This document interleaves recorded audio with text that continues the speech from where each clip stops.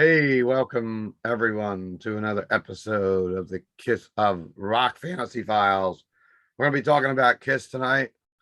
We're also talking about the year 1976, which is the bicentennial year for the USA, where we are all at, except for Denny, who's up in Canada, and Jimmy Carter.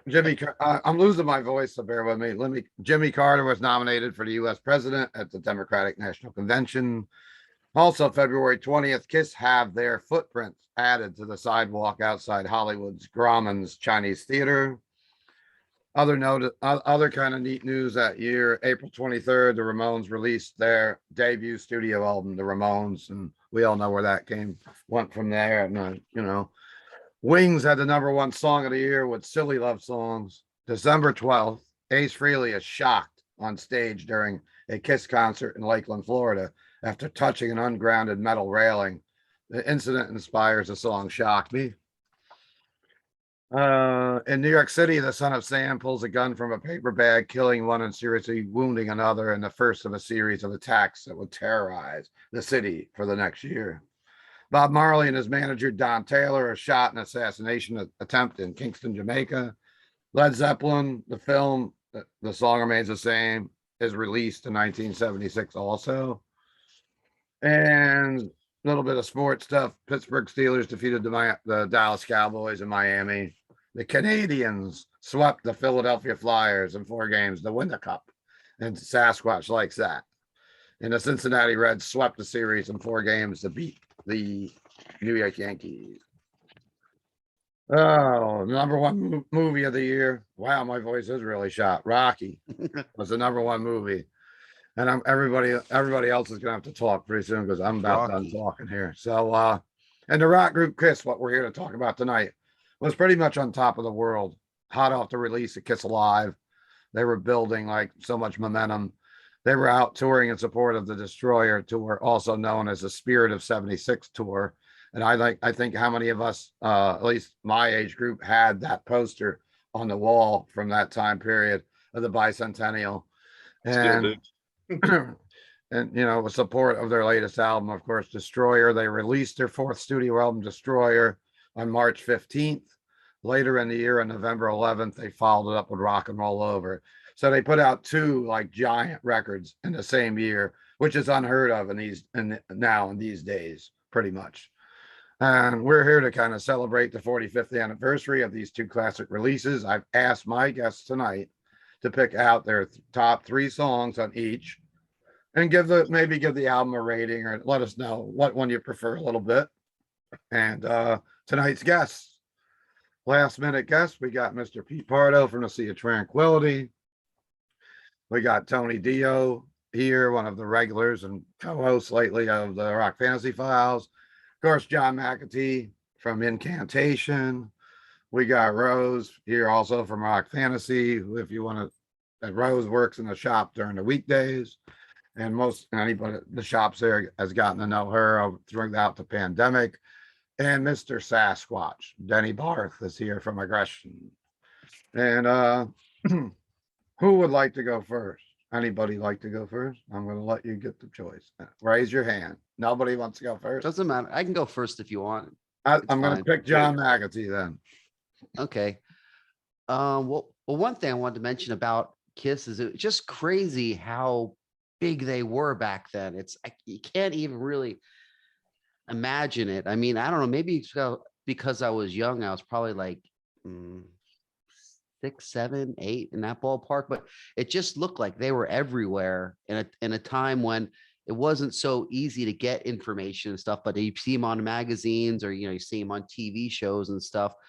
And it was just, it just kind of took the world by storm, especially for like younger kids. It's just, I don't know if there's ever been anything like that in the rock world where, I mean, you have bands like Slipknot that got popular and some other ones that kind of took the world by storm, but nothing like the way Kiss did, I think, in that time period. I mean, and they influenced so many musicians from almost every style of metal. Anybody, especially anyone that grew up as a kid in the 70s, it's like you have to give a nod to Kiss, because probably most of us wouldn't be into heavy metal maybe, or, hard rock if it wasn't for Kiss kind of introducing it really into it. So I mean, everybody knows this stuff already, but it needs to be stated how important they were at that time. It was it was kind of weird though, because it was kind of a short-lived thing. Because it was like what, 3-4 years they were super popular, and then all of a sudden it kind of burned out and stuff, which is just kind of Uh, kind of crazy for I don't know. I think a metal bands usually last longer than that, but I guess at that time, there it was like everyone was like obsessed with them, and then all of a sudden it just, once they did like their solo albums and Dynasty, things started going downhill. At least in the U.S., they still did well outside. But yeah, I'd anyway, have to, go ahead. I'd have to disagree a little bit, because I think Okay, they've really kept their staying power, because they have stayed an arena band, even though I know exactly what you're getting at with that, where I understand what you're they saying kind too. of lost their heaviness when they kind of changed pace a little bit, but they came back pretty strong in the 80s. But Yeah, I agree, but they were a phenomenon back oh yeah, in the yes, 70s. They were just yep, a great band after that. Another great band. I yep, mean, they yep, were, it just, the yep. impact. I mean, how big they were, they went down, but for them going down is like most bands wish they were, things suck that much as Kiss in some of the worst times. So And yeah, I think that some of it's us kind that yeah. were around then, like people my age, once they started putting out like lunch pails and things like that, we were kind of done with them. We're like, Yeah. they Well, got a because little we all too, grew up, Steve. That's why we all kind of outgrew that, because yeah, yeah, yeah, we yeah. were like, all right, so now we're 13 years old, 14, 15 years old. And we're like, all right, the whole, makeup and lunch pails and costumes and, all the marketing stuff got a little out of control. And I But it think then was, it seemed like it wasn't about the music anymore. It was all about the image. And we were like, all right. So then we started to fall into bands like Judas Priest and Iron Maiden and Black yeah, Sabbath. yeah, yeah, yeah, Yeah. Yeah, well, they were marketing right to my age. yeah. Like I was right in that sweet spot where, and I was just taking it all in. I was like, this just rocks. Like I'll take all the lunch boxes, and I Action remember even figures. like going to like Sears, and you could buy like some Kiss shirts and stuff like that. And just whatever, dolls and all this stuff. I mean, it's obvious that they were really pushing it towards a younger fan base, but I mean, in a marketing standpoint, that's genius that they did that, because they made Kiss fans. They basically got them from kids, to like Kiss. I mean, like everybody else, I kind of got out of them after. I kind of felt like I grew out of them to a certain point, but then I Yeah, ended up kind of coming back to it again.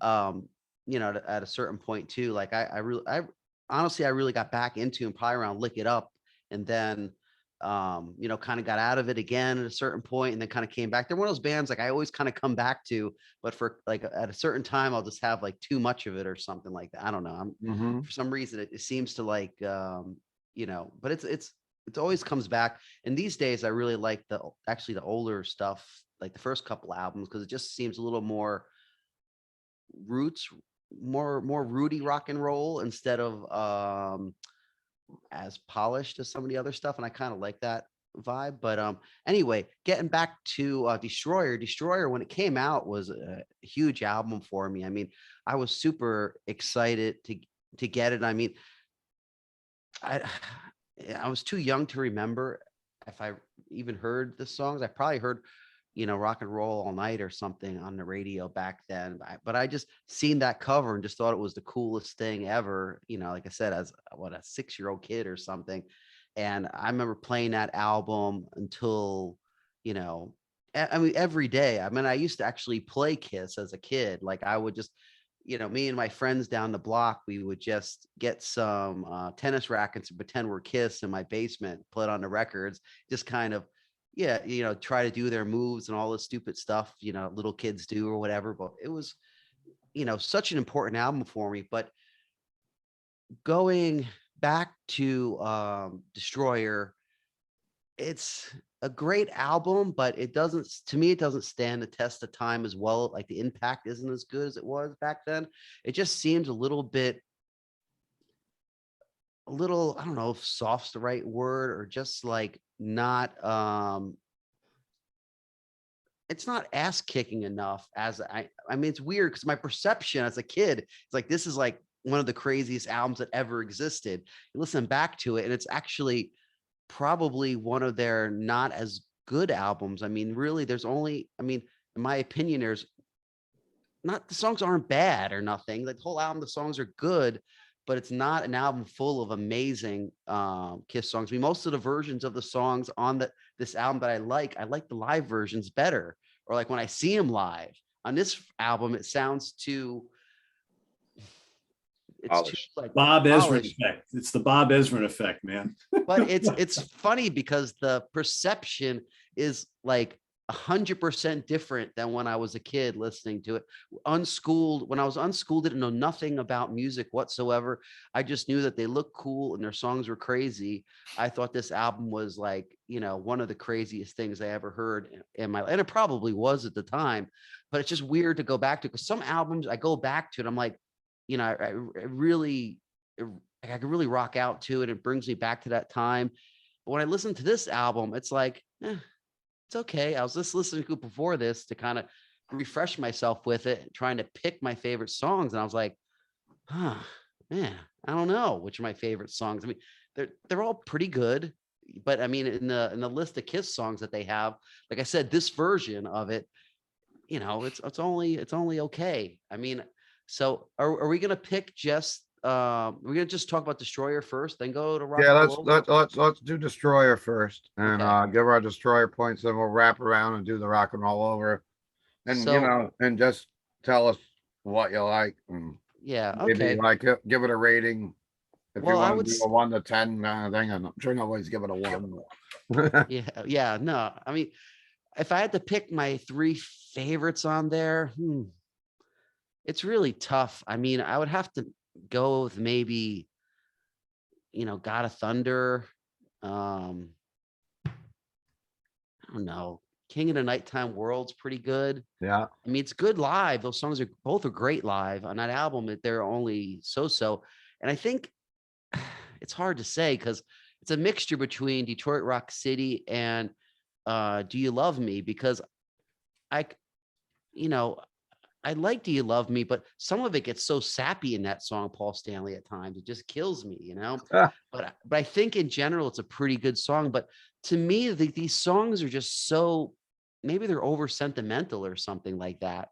Cause it just, I don't know. Like I said, I don't hate the album and I like the songs. It just, the vibe is just so polished and so like, it almost reminds me of like a Disney version of Kiss. Than say, I mean, listening to Dress to Kill or you know, um, something like that, you know, or even later ones. But so I'll go with those. I'll just say for the heck of it, I'll go God of Thunder, King of Nighttown World, and Detroit Rock City.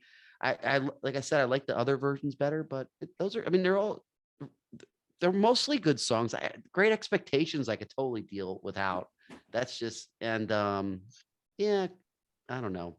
And Beth, what's, you know, it's, I mean, it's smart move as a band that, you know, that's that song that really made the album great, but as a song, it's not that good really. I mean, maybe it's good for like, you know, easy listening radio or something like that, you know. But at the time, I thought it was cool. For some reason, I thought it was cool that Peter Criss would just sit down and sing the song live, and it gave dynamics to the set, and it you know, perception was good. But now it's like, I mean, if I hear him play it live, it'd be cool, but just not.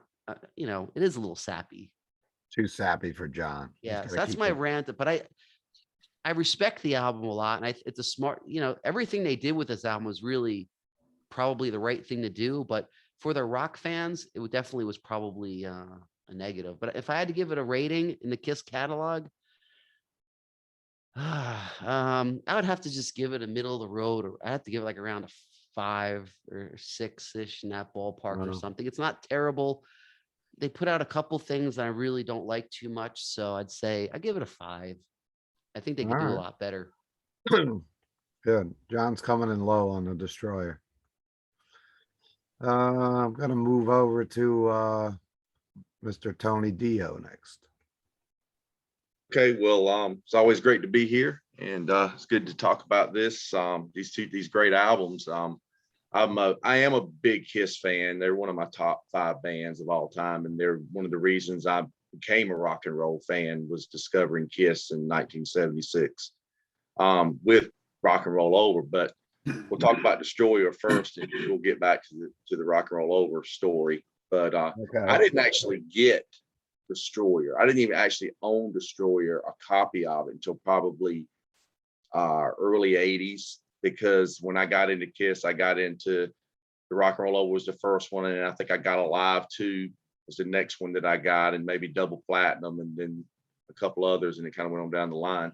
So I had the songs that I knew that were from Destroyer, from Alive 2 and from Double Platinum.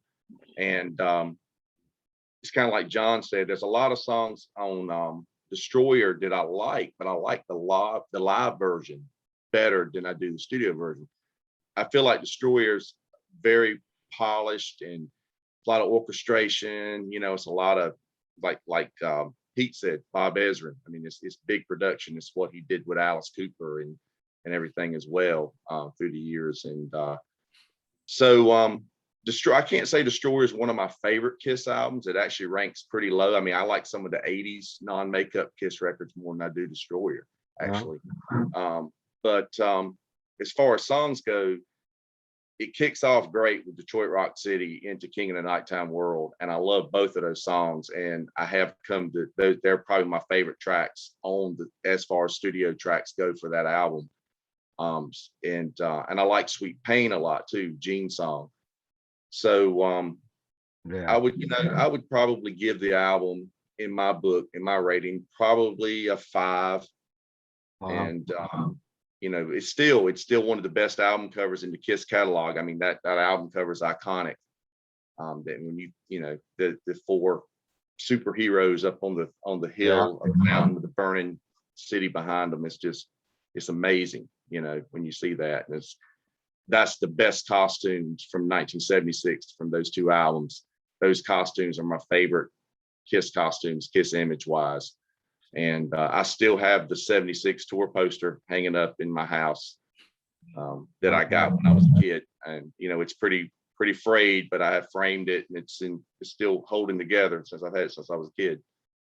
So, but yeah, so that's about as far as I can go with Destroyer, really. Like I said, I like the album overall, but it's not one of my favorites. And we'll get into more when we get to Rock and Roll Over, because that's my number 1 album. I have one thing I wanted to add that he kind of reminded me. I mean, he reminded me of what I was saying about the live version of the songs being better. One thing I think is kind of interesting about Kiss is that the Alive album was the album that really put to life those first 3 albums worth of songs. And I would have just thought as a band that they would have made sure that their next album was a live sounding album like Kiss Alive, instead of so produced and, you know, so slick. It seems like a weird move. I mean, it worked for them, but if I was if I was doing their business, I wouldn't have thought that. I would have said, well, people like the live version. Let's just get that really loose rock and roll vibe to it, and don't go with that, don't go with the overproduction or whatever. I mean, I know that the first couple albums of production wasn't, say, up to snuff or whatever when you compare it to the later stuff, but I just thought it was a weird thing that even these songs that has the good production in the album that really kind of pushed them over the edge, still those songs sound better live than they do on the album. The exact thing that they were, that happened to their first 3 albums in a way. Yeah.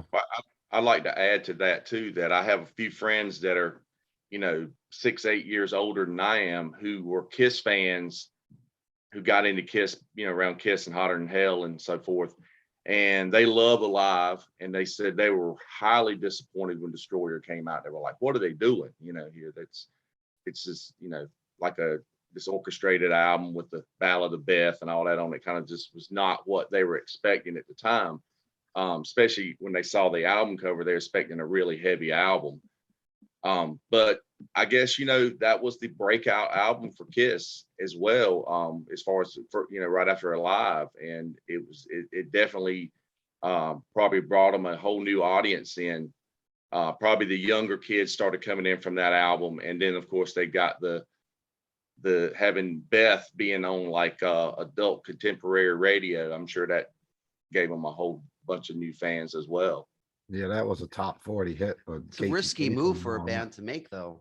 Yeah, To it do was, that, because totally. that could either kill your, because bands that do that, if you know, in history, you try to go for that, you know, almost like that quick money, or just like the popular, you know, some kind of really slick, nice album at a certain point, and it either like totally propels you or totally ruins your career. It seems like it's very rare that it keeps it, you know, stable or whatever. So it's almost like gambling on a table, black or red, with an album like that, I think. And for them, That- it just I think happened to I- work. I think the gamble paid off for them though, because it was such a big hit that it made them a household name and got them like regular TV appearances, I think, which they may not have gotten. Like they were on like talk shows and the Paul Lynn It was a Halloween. gamble. Yeah, they went from And- rock heavy to pop heavy. And then Pop they tried to follow it up on Rock and Roll Over with Hard Luck Woman. So I mean, they also gave Peter a kind of a ballady song, but that also charted as a single, but wasn't as popular as Beth. But sorry, I'm hopping in and jumping all over the conversation. My voice is coming back a little bit, so That's good. Good. So Tony, I guess we're gonna move over to Ava. We're gonna go down to the square right below me. I'm gonna say hello to Rose, and that worked all day at Rock Fantasy. Welcome. Hi. Yeah, Kiss. Kiss to me is like one of those bands that's like my childhood. Because it was my older brother, he's only a couple years older than me, but it was my older brother's favorite band, which to me means they were the coolest thing on the whole planet ever. And we had all of the Kiss stuff growing up, like everything, especially like what you were saying about like the merchandising and the toys and the comic books and all the stuff. We had all the stuff, everything you could have. We had like 3 different sets of Kiss toys. We had all the albums. We had all the posters. We dressed up as them for Halloween. I tried to see if I could find pictures of that, but I Oh, couldn't. that'd have been cool. But I was the youngest kid, so my parents weren't taking very many pictures by that point.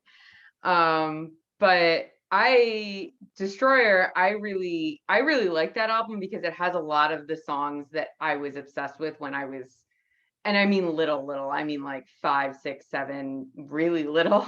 And like I have no idea what these songs are about. I just like was obsessed with them partially because my older brother was obsessed with them, and it was just such a like thing in our house, was just Kiss all the time. And I'm still mad that my brother got to see them live and I didn't.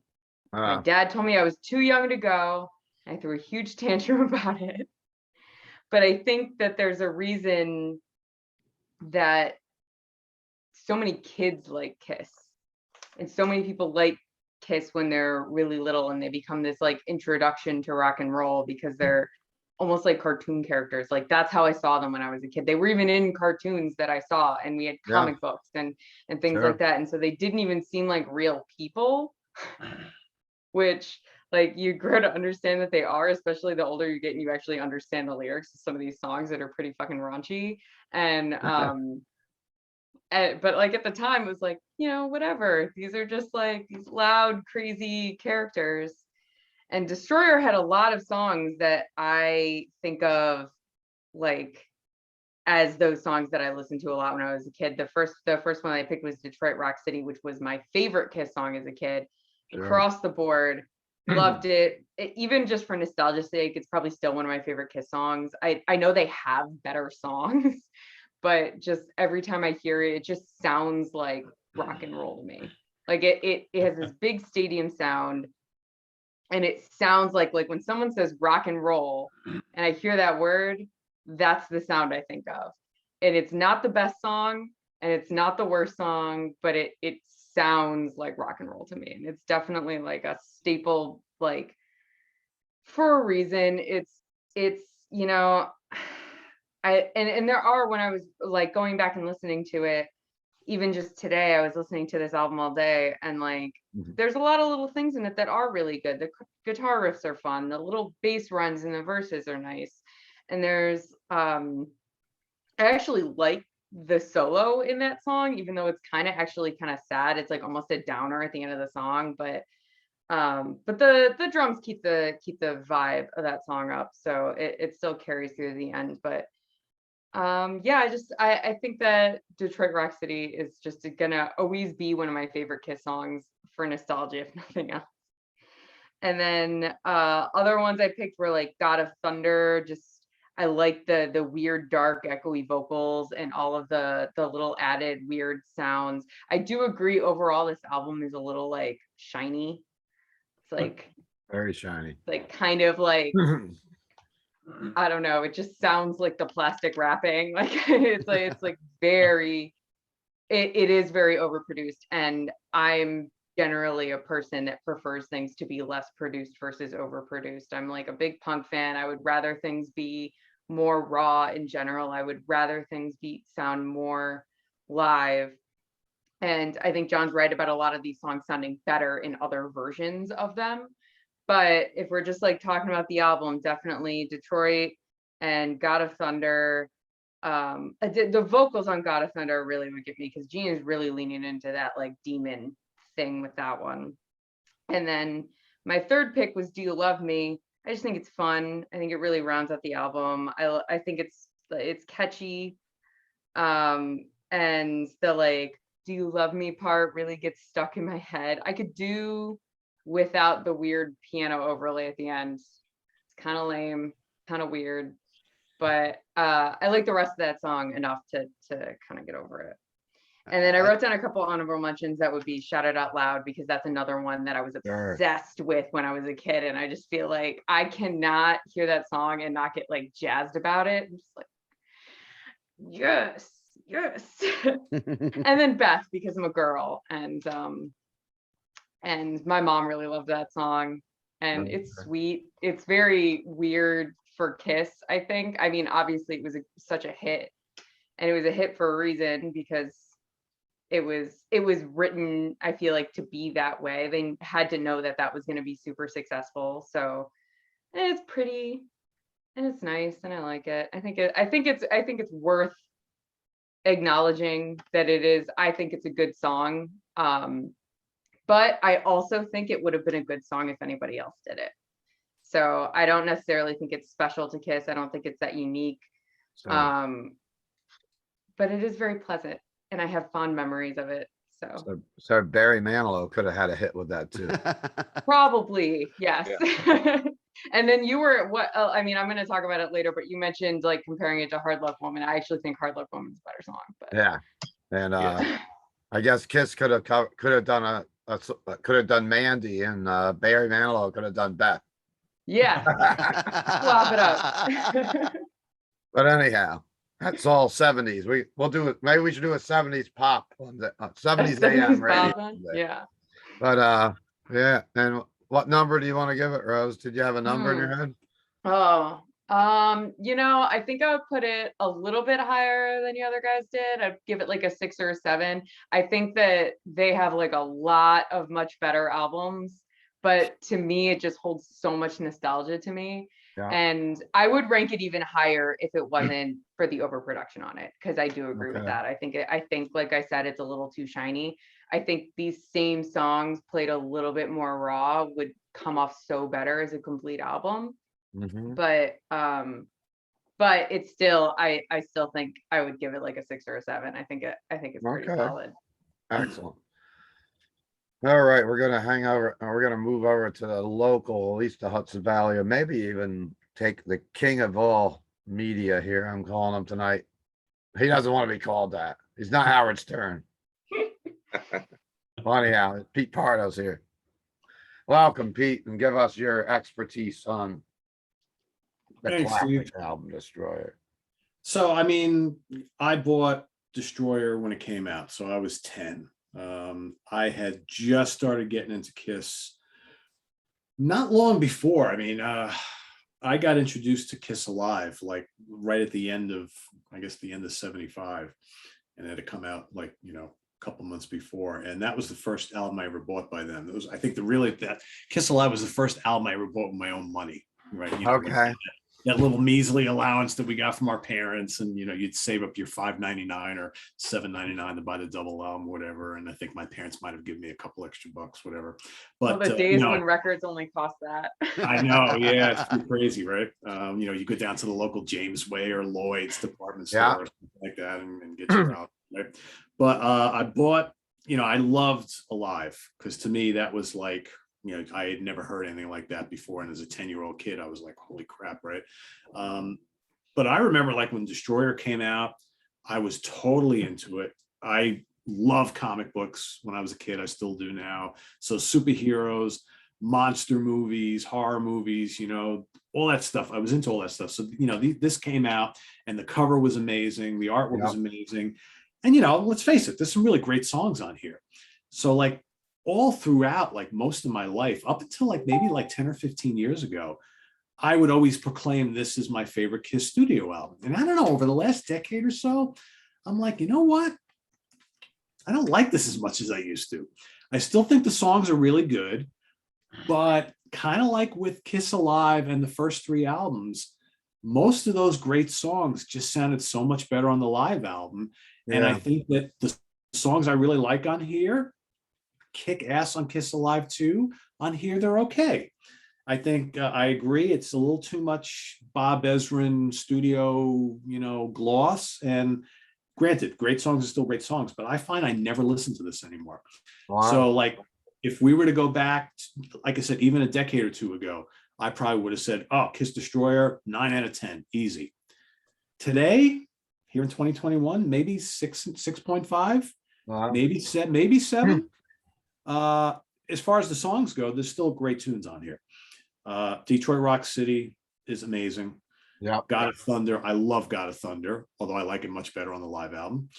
And Shout It Out Loud, kind of like Rose said, is a great party anthem. And when I think Kiss, and I think of like something you want to hear live and get you on your feet and get that fist going in the air and singing along to, it doesn't get much better than Shout It Out Loud. Some stuff on here. Flamin' Youth is okay. Sweet Pain is okay. I Never Need to Hear Beth Again. Do You Love Me is cool. King of the Nighttime World is cool. Great Expectations, I don't like it all. So, but I don't know. It's still a cool album to me, and I think it's a classic for a reason. But I don't rank this nearly as high as I used to when I was younger. Okay. But they're kind of like artistic achievement. Before they did like Music from the Elder, this was kind of like the big produced, glossy Kiss album, and it's still cool, but I definitely like others better now. So there you have it. All right.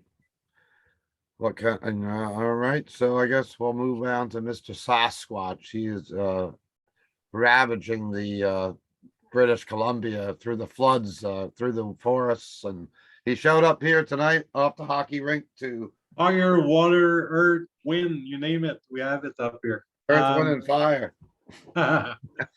So I said it before, but I had like 2 older cousins. And the upside, like to having them beat me up all the time, the upside was they had like great taste in music. So, and they were in Fall River, Massachusetts. My dad is from like Torrington, Connecticut. But all my family is in New England. So, and I used to go there like pretty much like once a month, right? And I grew up like the first album they introduced me to was Deep Purple and rock and Nazareth, Razmanaz and all that stuff. And the first Kiss record I ever heard was Hotter Than Hell. So like, when I know, and of course, Other Than Hell, Dress to Kill, Kiss Alive, I'm all over that, loving it, right? So when Destroyer came out, like, I fucking love the record. I thought that the cover was amazing, and unfortunately, I thought that the product inside didn't match the cover. Like I was expecting like to be like extremely heavy, and it wasn't, right? And there's a few songs on there that made me upset about taking my money and buying the record. Jeez. One song is Great Expectations. I thought like it's like the worst fucking song ever written in the history of rock. Like I didn't understand the concept of it. Great expectations of what? Like it was just bad. But of course, with every Kiss record, there's something good to it, right? So Detroit Rock City, I right away I liked it. I thought they sounded like they were playing in a warehouse somewhere, but I love Detroit Rock City. I thought it was a great guitar solo. I know it's a little like almost like gothic for Kiss, but you know it's a great harmony. I like Kings of the Nighttime World. I like the two songs back to back. I could deal with that. God of Thunder, I didn't start liking it until I heard it on Kiss Alive 2. At first, it just seemed weird to me.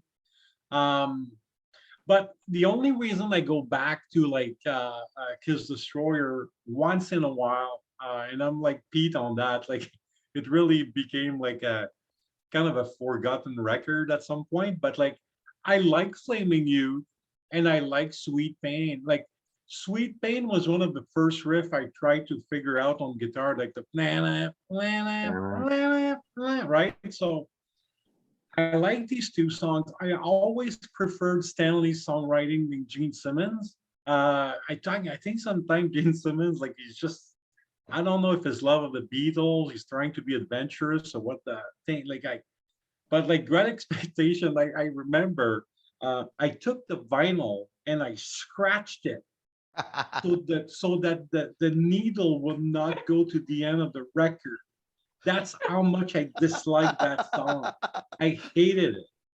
I didn't want anybody to know it was on that record. I still think it's stupid. I don't understand. So, but you know, measures.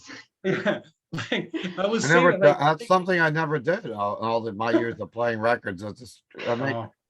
Deliberately scratch a record so I couldn't. Did anybody ever done that before? Please list that in the comments today. We broke records. We did a lot of things with records, but yeah, like so. But I'm same age as Pete, and for me, like I was 10, but I look at my kids now being 10, and I think by 10 at that time we were so much mature already. I think for what we were exposed to and what like I saw Kiss in '76. I was 10. And I was there, like me and my friends, like we were like growing up. I was like maybe I don't know, like 5'10" at the time, and we just went to the show and then do that. But rating for Kiss Destroyer, I think I would give it a 5 or 6 maybe.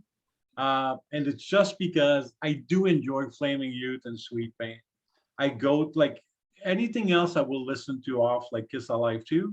But if I want to go back to it, I like these two songs. The rest, Do You Love Me? Like, no, I don't. Bat, my mom liked Bat, so that was already like against everything I believed in. Why would my mom like a Kiss song? We're supposed to be rebelling against everybody else. So yeah, pretty much reflecting what everybody said. But like to me, I wanted something like I wanted it to sound like UFO and Tin Lizzy and stuff I was listening at that time, and it just some songs were good, but it was not. I was expecting more. Very well.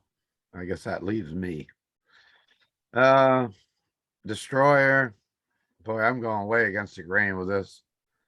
It's one of my favorite records growing up, and maybe I like that polished production or something, but I just think I like every song on that album, even the sappy ones. I mean, I'm not a giant fan of Beth, of course. I'm not need to hear that anytime soon. But if I put the record on, I'm not going to scratch it like Denny. But well, it's great. And Great Expectation is all about getting to go to bed with Gene Simmons, isn't it? Kind of.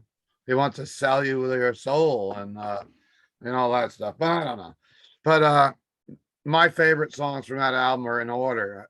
It starts out with Detroit Rock City. I still remember being I at the time when that came out was about 15 years old. It was just going from listening to R&B to like rock. And I've told this story before. One of my best friends, his sister was dating someone a little bit older, and why you listen to that crap for? Here, listen to this. And that was right around just a little bit after that, where Kiss Destroyer came out. We discovered Kiss. And I loved that whole with the intro, with the guy driving and the radio station, and Detroit Rock City, I think, is one of the best songs, still one of the highlights of the live set. And it rolling right into the King of the Nighttime World and going right into God of Thunder. I can't go against those three. I think they just work together.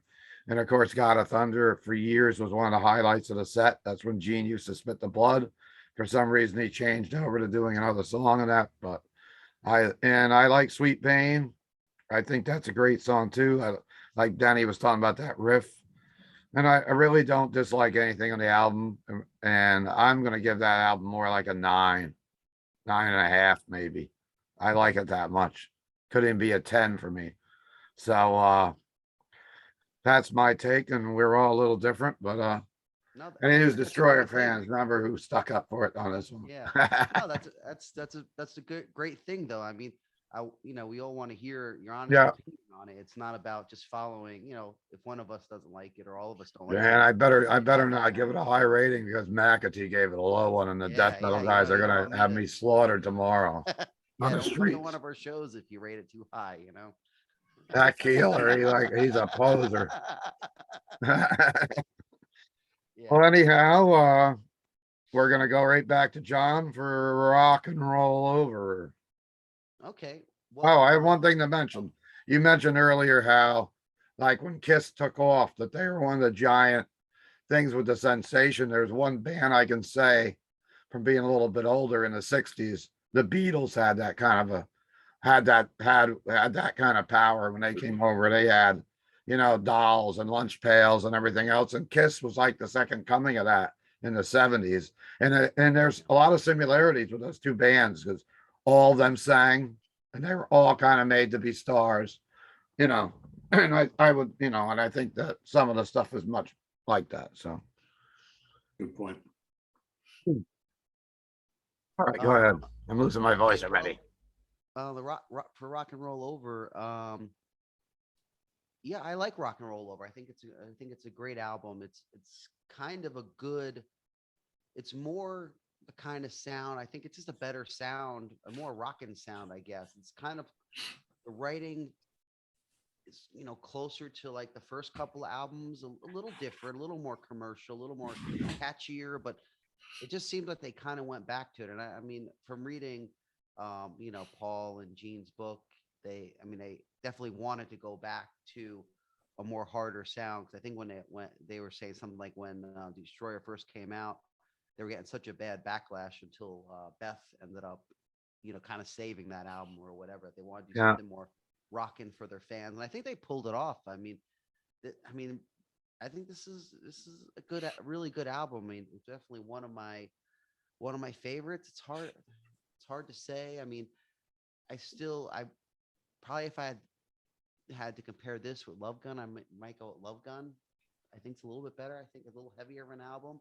And I guess for me with Kiss, I always prefer either the more heavier or the earlier, more progressive sounding stuff. But I still think it's a great album. I mean, I remember as a kid, listening to I Want You, I just thought it was the coolest thing to have the nice little guitar thing and to go into the heavy guitar riff. I was still like, 6, 7 years old or something. So, listening to that, you're just like, holy crap, that is so cool. It's like, that's what I want to hear. I want to hear that heavy guitar going, and the screaming or whatever. So, yeah, I think it's a great album. It has Hard Luck Woman, which is like they're trying to do something like Beth. I think Rose mentioned that. Yeah, and it's a better song than Beth in my opinion for sure. And I know from Paul Stanley's book, he said he was trying to write like a with Rod Stewart type song or something. Oh, it sounds so much like Rod Stewart, doesn't it? So yeah. Totally. You wanted to give it to Rod Stewart. Yeah, it was like intended for Rod Stewart to record. But it was a perfect song for Peter Criss with his vocals. I mean, he fits in that pocket perfectly. And then once you, and if, you know, obviously after hearing the solo album, you could tell he's really more into the mellower side anyway. So that's even more in the pocket than, you know, we probably, you know, I knew at the time. I mean, I thought it was a good song when I was younger. I I thought the whole album was great. I mean, just like Destroyer, though. I mean, honestly, I like both albums at the time just the same. And one thing I wanted to bring up about Destroyer really quickly was if you would have asked 8-year-old me about Destroyer, I would have gave it like a 14 out of 1 to 10. So Guess I'm you still know, 14. Look at me. yeah, Look where I'm sitting. but you know, and then for you know, Rock and Roll Over, yeah, it's like there was this. All those albums to me were just like the best thing that ever existed at that time. It was almost other music that didn't exist to me. I mean, I remember listening to the Beatles and to you know, Kiss, and you know, everything else at that time was just like background music or just okay, you know, just I was totally focused on it. But as far as my favorite tracks on this album, I mean, well, first of all, I like the production more on this album. I think I don't know if I said that or not, but I like Yeah. definitely like this production more. And I think the Eddie songs are Kramer. good.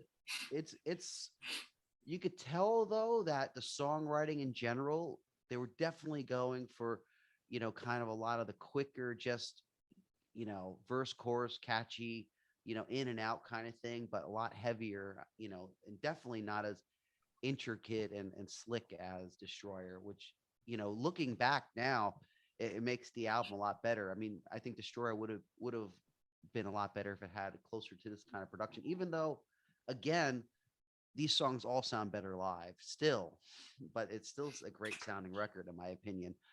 But if I had to pick my favorites on this album, uh, I, I, I mean, I Want You is just a great opener. I think it's a great. It just opens that, you know, especially this is the album that I could bring back to my childhood, listening to it and just like having my tennis racket and just like, you know, waiting for that heavy part to come in and just, you know, do like a split in my basement or something, you know. So, you know, this song is great. I mean, all the songs on this I think are great. I like Calling Dr. Love is a good one. I mean, really, they're all good. Even Baby Driver, I like that song too. But as far as my favorite, I think I'll go with I Want You for three favorites. I'll go with Love 'Em and Leave 'Em. That's a great song. That is some great.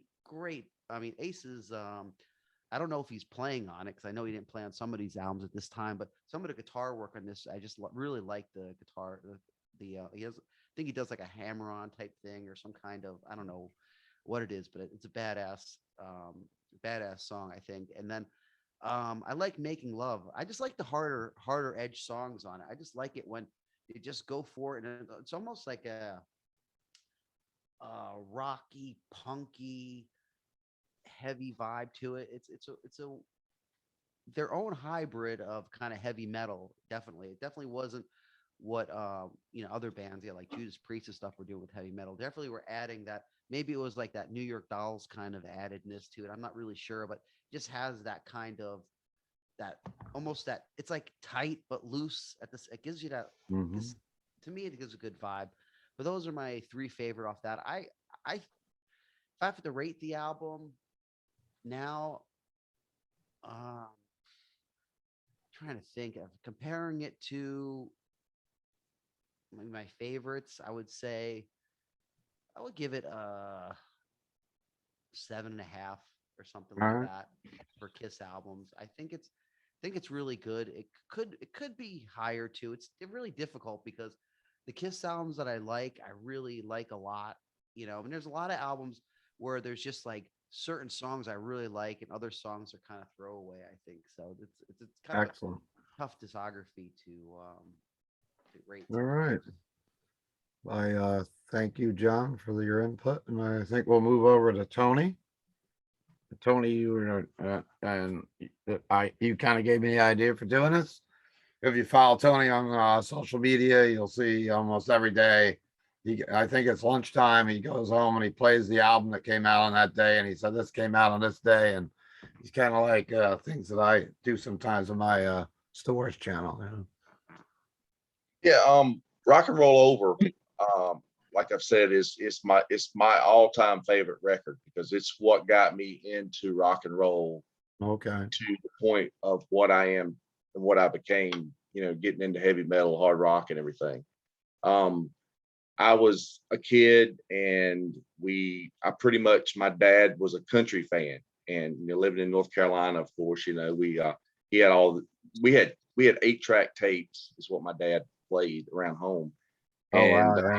in his truck and in the home, we had a little portable player, and it was always in the kitchen, and he was always playing stuff. And so they gave me a little portable 8-track player for Christmas one year, probably when I was about 5. And I had a bunch of 8-track tapes that were my dad's, country stuff, Conway Twitty and so forth like that. But we also had Jerry Lee Lewis and Elvis Presley stuff as well. And I knew about Kiss from school because I would see kids at school that were talking about Kiss when they were on the Paul Lynde Halloween special that year, Yeah. which I didn't see. And there was a kid that I used to go home after school with. His mom kept me in the afternoon with him until my mom picked me up because she worked late. And so he was into rock and roll, and he was turning me on to stuff, like Foghat and Ted Nugent, and he had Kiss Alive, and he had a lot of 45s, and he had a lot of those K-Tel records with the hit songs. Somewhere along the line, I heard Hard Luck Woman. And being a country fan, I was like, well, I kind of gravitated towards that. I really like the song. It's cool, Well, that's Kiss, and he played me Kiss Alive. And I thought, man, these guys look wild, it's crazy and stuff. And I'd seen, like I said, I'd see stuff, at school with people with some Kiss logos on their shirts and stuff.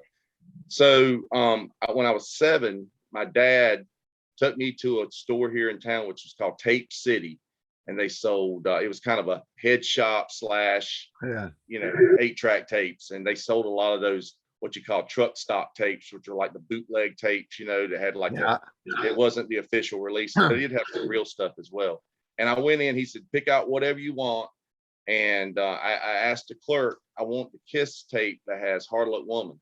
He brings over Rock and Roll Over, which I never saw before. And I saw that album cover and I was like, I don't know what this is, but this is the coolest thing I have ever seen in my life. Here we go, 8-track here. There it is. And it changed my life from there because I remember going home and I remember putting the tape in, and my mom was standing there like, what did you get? I Want You starts up and it's slow. My mom's like, oh, this isn't too bad. And then it just kicks in, and she's just like, oh, what have you gotten into, But she didn't care much for it, but she just told me you cut it down, and play it or whatever. But that was the start for me with Kiss. Now, like I said, I gave Destroyer a low rating, but if that tape had been Destroyer, I would have loved it. Like John said, 7-year-old me would have loved Destroyer. I would have loved it at the time. Because I was into so much other stuff as well. I was getting into Bay City Rollers at that time as well. And, so anything that was rock and roll and cool like that, and so Rock and Roll Over is just it's become my all-time favorite record. I've never tired of it. I've had various versions of it over the years and collected different versions of it. But that album cover is really neat. I mean, we talk about pinball. I'm surprised they never put that on a Kiss pinball machine. That would look just badass on the glass. Yeah. The artist, I was just looking here. I was trying to figure out the artist that did that cover. His name was Michael Dora, and I believe they brought him back and he did the Sonic Boom cover. I think so. From the Tommy Thayer period, the more recent period. I think it's the same artist that did that. But it's just an incredible cover, and that's what I thought Kiss pretty much looked like, just cartoon characters like it, because I used to draw Kiss and I drew them just like they looked on the Rock and Roll Over cover. Yeah. His tongue, I thought his tongue really looked like that. It's pretty crazy. But I love every song on that album. And thinking back, looking at it, that album was very live sounding. Eddie Kramer just did a complete live sounding album where Destroyer was so polished, and Destroyer had a lot of outside players and stuff on. I know Dick Wagner did some solo work on it and so forth for Ace, but I've never heard anything where it wasn't, there was no outside musicians brought in for Rock and Roll Over that I know of. I think it was the 4 guys that actually played on it. because the stories have all came out over the years, and I've never heard anything else about Rock and Yeah. Roll Over having any outside, musicians on it. But like I said, it's got a very live sound. The guitars are just in your face. You hear the fingers sliding on the strings on certain parts of the songs. I mean, it's just very rootsy and just down to it's realistic. In other words, what I was getting at. It's not a very polished sounding record. It's just a really heavy record for that time period. And I think, like John was saying, Love Gun's a great album as well. I think that there's a couple of more polished songs on there where I think Rock and Roll Over is heavier than Love Gun. And I think maybe Rock and Roll Over is probably the heaviest Kiss record up until Preachers in the Night, which came several years later. But like I said, I love every song on it. But if I had to pick 3 songs, I love Hard Luck Woman because that was the one that got me into it. I think it's just a great song. Yeah. And Mr. Speed, that's like the wild card. I don't think they've ever played that live unless they did it on one of the Kiss cruises or something. Yeah. But that's just a great song. I'm really surprised that they've never busted that out more. And Calling Dr. Love, I love that one. That was one of my favorites when I first got it. I just kind of, that was my favorite song on there. I was, always just kind of imagined them playing it, and but it's just like I said, there's so many good songs on that record. I like everything on it. If you go to YouTube, there's a lot of demos, and they've released a lot of demos on their box sets and so forth. There's a 45th anniversary version of Destroyer getting ready to come out, and it's got a ton of demos included in it. And they put some in the Kiss box sets, and there was a bunch of demos in the Gene Simmons vaults that came out. So a lot of these songs, the demo versions for Destroyer and Love Gun are out there. And sometimes they'll say, well, this is Rock and Roll Over. I mean, Destroyer and Rock and Roll Over. A lot of times they'll say these demos are for Rock and Roll Over, but they'll say they're from Destroyer over here.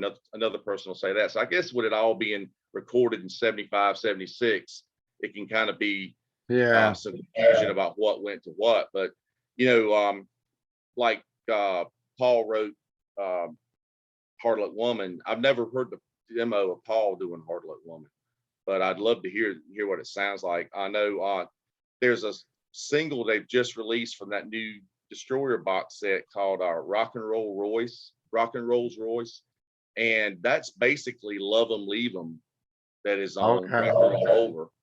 And then I've heard the Baby Driver demo that Peter supposedly wrote in one of his earlier bands, like pre-Kiss bands, but he sings it on Rock and Roll Over.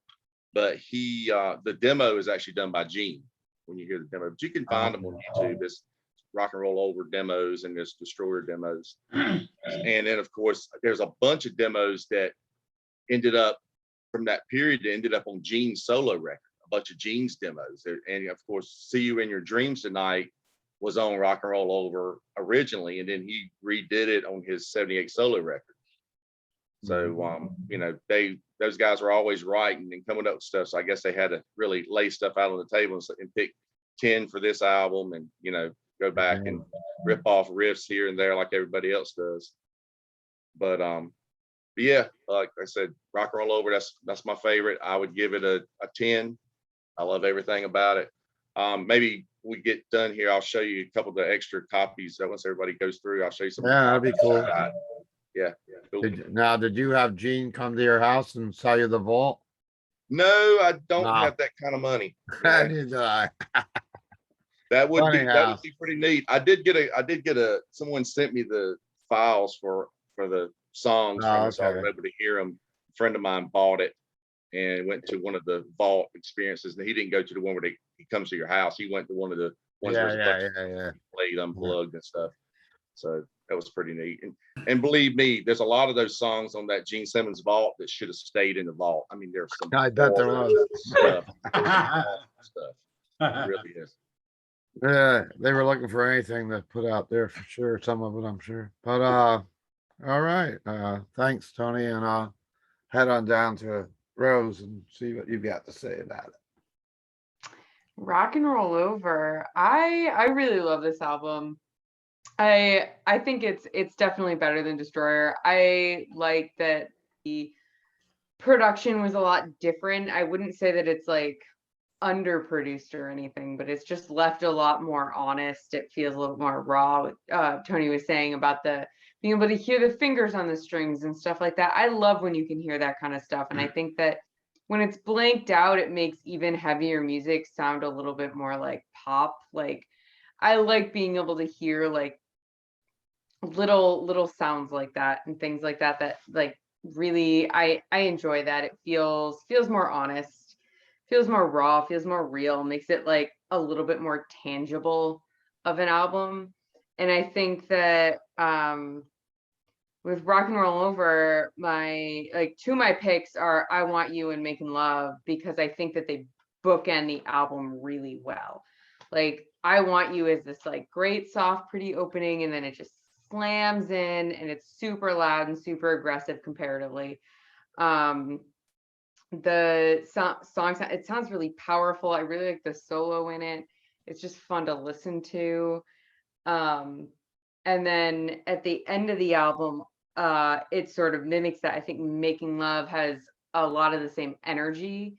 And I generally think that Kiss is pretty good and pretty smart about the arrangements of their songs and their albums. Often I tend to really like the first and the last tracks a lot. And I think that this was just like smart organization on their part.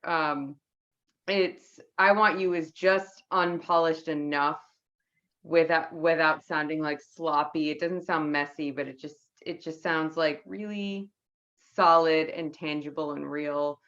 I like that at the end of the solo they go back into the refrain and then they just slam back into it. It's like a second punch. And then Making Love, it feels like really like the central riff's really nice. It's fun, it's simple, it feels like classic Kiss, it feels like kind of quintessential. And there's just nothing about that song that I can be mad about, really. I don't have I think that like the play between the little bit of an acoustic guitar and the electric guitar going back and forth is really fun. And it just rounds the album out really well. And then my other pick out of the three was Hard Luck Woman, which like everybody's mentioned. Mhm. Just because I really love that song. I think it's really nice. It's really pretty. It's really folksy, but I like folk music a lot. So to me, that's not a bad thing, but it's really surprising. I know they were kind of trying to like recreate the Beth success, but I think it's a better song than Beth overall. I think it's more enjoyable to listen to. I think it's a good ballady song without it coming off quite as sappy as Beth, which I know I mentioned that I like Beth and I do, but I like Beth in a way that like if I never heard it again, I wouldn't be mad about it. But I do enjoy it. Like if I hear it, I'm not mad about it. If I never hear it again, I'm also not mad about it. Whereas like Hard Luck Woman, I actually will actively seek out to listen to. I think it's a much more interesting song. I know the idea was to like pitch it to Rod Stewart, but I'm really glad that Kiss kept it because I don't think it would be anywhere near as good of a song done by Rod Stewart, which on the flip side, what I was saying about Beth is that anybody could have done Beth and I think it still would have been a successful song. Whereas I don't think this song would have been nearly as good if Kiss didn't do it. And Peter Criss's vocals are really charming. I do tend to like the handful of songs that he does vocals on. I just like the sound of his voice. And it feels a lot more special than I think it would have if somebody like Rod Stewart did it. And then another, like, I guess honorable mention from this album would be Baby Driver. And I'm glad someone else mentioned it because I feel like this is a song on this album that nobody cares about. Okay. And I really like it. I feel like it has a really good sort of way back rock and roll feel. Like this is like it doesn't sound like a song that would have come out then, but I feel like it's reminiscent of like really old classic rock and roll, like Chuck Berry rock and roll. Like that is what it reminds me of. It has like something about the rhythm of it and the arrangement of it gives me that kind of feel, which is music that I really love. So I feel like just like when it comes to this album, Baby Driver is a song that just like nobody seems to give a crap about, and I actually really enjoy it. So I wanted to mention it. I'm glad at least one other person mentioned it because I really Yeah. like it. And if I had to rank Rock and Roll Over, I'd give it an 8. I think I'd give it Okay. an 8, maybe That's- even a 9. I really right. like this album. Cool. Cool. Well, thanks for your input, Rose. And Mr. Pardo is back on deck. Well, Rose, I really like Baby Driver too, and it's my favorite song on the album, actually. Wow. I have been saying for decades that Peter Criss is like the secret vocal weapon in this band. I love what Peter Definitely. plays, Yeah. because he's got that raspy, just like Mhm. badass vocal style. I mean, like Got to Choose and Black Diamond and Baby Yeah. Driver. I mean, so many other songs. Every time that he sings, to me, is an absolute winner. And I always wish they used them more. But and Baby Driver is good because it's got like this throbbing bass, and like it's just so like bottom heavy. I love it. It's so good. Such an underrated song. And you're right, nobody ever talks about it, and they should. Yeah, it's funny about this album, and I do want to mention, because we were talking about before, a guy named Michael Dorrit actually drew the cover art, and he wound up doing Sonic Boom later on. But he's also the guy who did the current New York Knicks basketball logo. Really? So the Knicks logo that's in the Knicks is in orange, and the big orange basketball underneath. That's him. He did that. And he also did the logos for like the Toronto Blue Jays and a bunch of other sports teams. So really interesting. So, but anyway, back when this first came out, like I said, I was a huge fan of Destroyer back when these two albums came out. And I always favored Destroyer over this back in the day. And I think that over the years, my love and for both of them has kind of flip-flopped. So in other words, I loved Destroyer back in the day, and I always liked this, but it was always kind of like Destroyer Jr. And I will say now, I like this way more than Destroyer. It's still not my favorite Kiss album, because Hotter Than Hell is by far my favorite Kiss studio album. I love Hotter Than Hell. I like the darkness of the first 3 albums, especially that album. I mean, that album is like murky and dark and just like menacing. It has great songs. It's got great deep cuts, but this album is probably my second favorite studio album. I mean, I Want You, killer opener. Take Me is great. I love Calling Dr. Love. I like it even better on the live album. What else? Ladies Room is kind of fun, but kind of silly. Baby Driver, I already said. Love 'Em or Leave 'Em is great. Mr. Speed is another underrated track. Really, really good. See You in Your Dreams is okay. Hard Luck Woman, that's a fun song, I guess. And Making Love is kick-ass. But I think if I was going to give you my 3 favorites, it would probably be Baby Driver, I Want You, and Calling Dr. Love. I think could switch out maybe Calling Dr. Love with someone else, but I think those are probably my favorites. And I would give today, it's either an 8 or an 8.5, 8 or 8.5. Yeah. This is a really, really, really solid record for them. I think it holds up really well. And I think this is one of those albums that, like, 10 or 20 years from now, when we're looking back on the career of Kiss, when they're no longer, or maybe they will be, who knows, at the rate we're going, right? This is going to be looked at as one of their crowning achievements, I think, because I think this is, to me anyway, this is a stronger album than Destroyer. It's a stronger album than Love Gun. It's a stronger album than Dynasty. To me, it ranks up where they're in one of the top 3 easily. Yeah. So 8 or 8.5. Great. Thanks, Pete. And Mr. Barth, welcome back.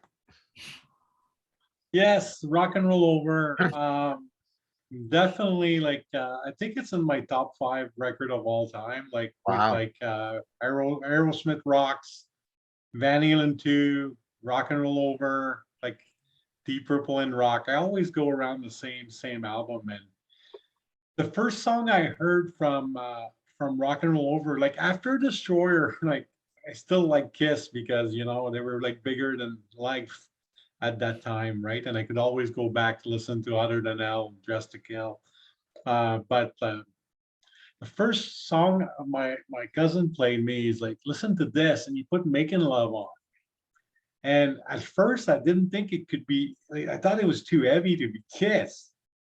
And then when I heard like Stanley singing, I'm like, all right, holy fuck, this is Kiss. what happened to them? Like nobody fed them for a year. Like why are they so like angry, right? And then like I like everything. I like back to the raw sound of Dress to Kill and Other Than Hell. I think there's maybe like a more pop element to Other Than Hell. Like Pete said, Other Than Hell is dark with like hookers on the cover and fucking shit going on. But like Rock and Roll Over was back to heavy, but with a little bit more structure, I guess, and a little bit more in the songwriting. The vocals were maybe more pleasant than like some of the stuff on Other Than Hell. But I like I to me, if when I look at the Rock and Roll Over cover, it to me it's Kiss. This is my youth. This is like what it looks like for like add the poster on the wall. It came like in Canada, like we always had different shit in our album. I don't know why. Like it's not even that far. But like we had a poster you can open up, like the Rock and Roll Over cover. It was quite, I think it was the size of 4 cover, big, that you could put on the wall. And it came with stickers. We had a couple of stickers. And of course, put that on my like school locker and all that, right? But yeah, I like everything about that record. Like it, to me, it reminded me of like amazing like US hard rock, like competing against like Purple and Zeppelin and Uriah Heep and Sabbath back in UK. You had like Aerosmith and Nugent and Kiss. Yeah. So I like everything. You know what? Like my favorite Kiss character by far is Ace Frehley. I like that guy could like shit in my kitchen and I would think it would be cool, right? Jeez. Ace was always my favorite too. So like, but it's the only album of the golden era that doesn't have a song that he wrote on it, and somehow it's freaking heavy. So, like but it is the guitar performance on that, the solos and everything is great. So cannot say any like I love that. I just love rock and roll. As much as sometimes like Destroyer, like I do like my 4 songs on there, but like there's no great expectation on. I didn't need to scratch that record. I listened that I even Hard Luck Woman I think is a great song, well written song. Favorite song on the album, Making Love, #1, Take Me. Like put your hand in my pocket, grab onto my rocket. Like when you're 10, you don't know what the fuck he's talking about, right? But you have older cousin that you're like, but simple fucking sex songs, right? But you just don't know at that age what the hell's going on. But Take Me, and then Mr. Speed. I love Mr. Speed, but I'll be honest with you guys. I listen to Baby Driver a lot. And I think Peter Criss, when he left like Kiss, he should have went singing from one of those like new wave of British heavy metal band. And he would have been great. Like what a voice. He's an amazing singer. So that's my 3 songs. And I would give it a 9. I would give it a 9. I love Rock and Roll Over. It's, to me, it represents every time I used to go to the US and I used, hang out with people there. That's what it was. Rock and Roll Over and Foghat. And then, that's what we did. Just party and listen to rock and roll. So I love it. Excellent. Actually, you know what Peter Criss should have done? That 1970 solo album he did should have been filled with like raunchy old school rock and roll songs and not boring R&B soul bullshit, right? He just, man, he had that voice. He could have done like an album like full of like style songs like old school Rolling Stones or the Faces or something like that. It would have been awesome. It would have suited him much better. Probably shouldn't have played drums too after that. He should have just been a stand-up vocalist. He would have did great.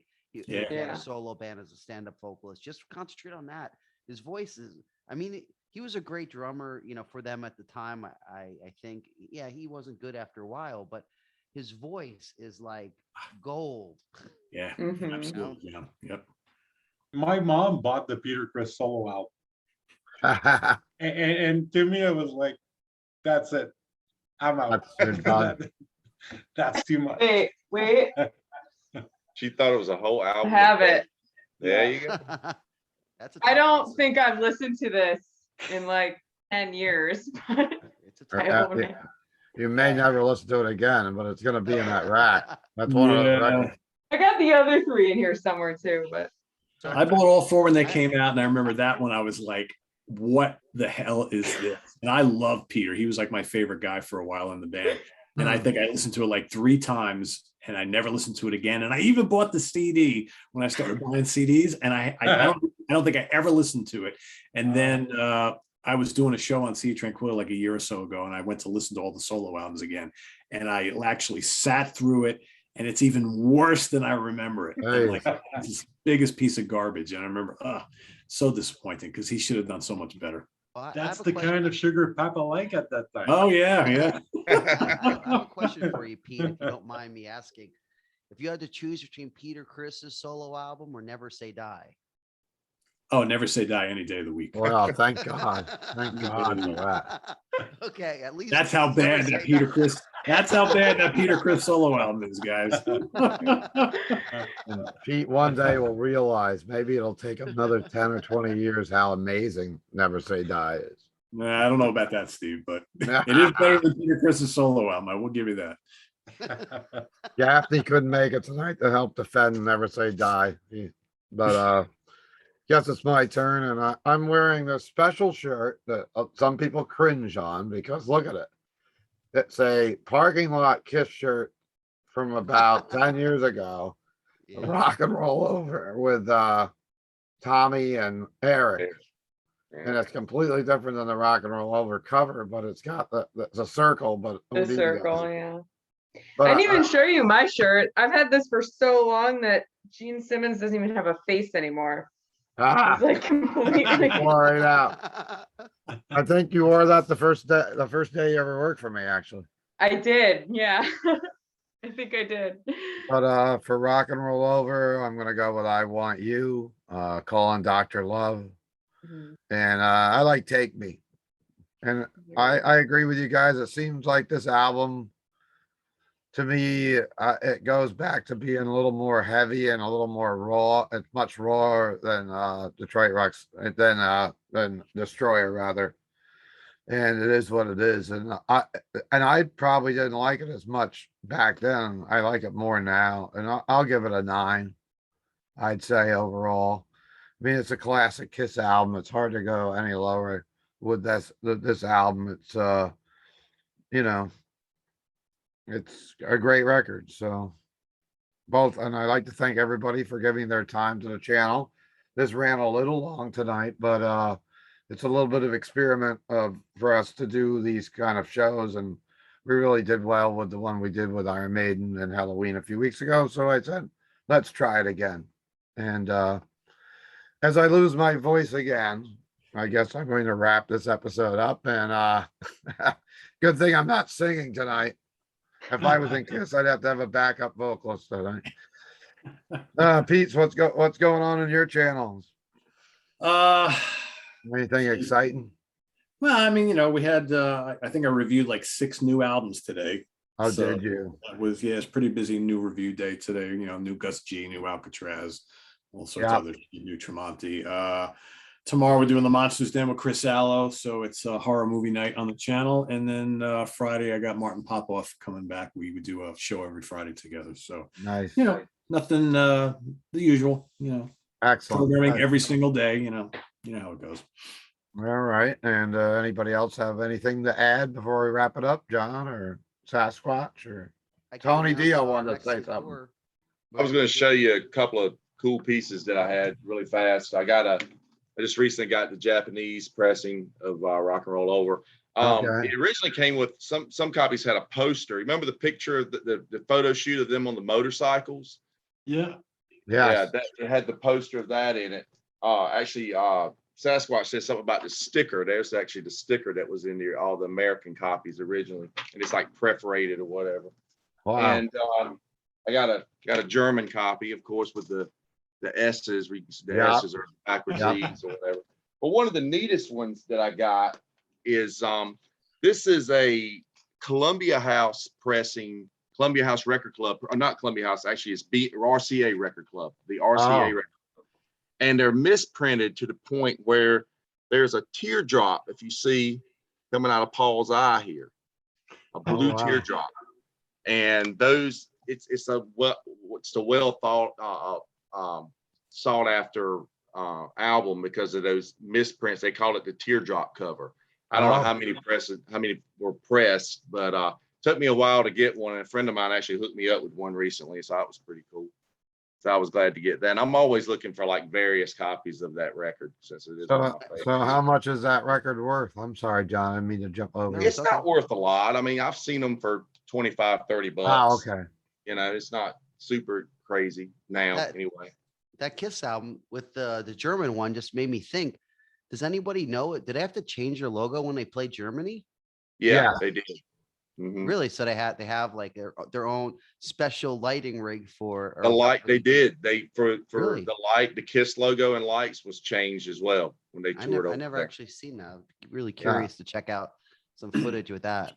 Of But, course, the classic Kiss pinball machine, John, had to be made in two different versions, one for Germany and one for the rest of the world, Mhm. because there's actually the Kiss pinball back glass that has the regular SS instead of the the lightning bolt SS.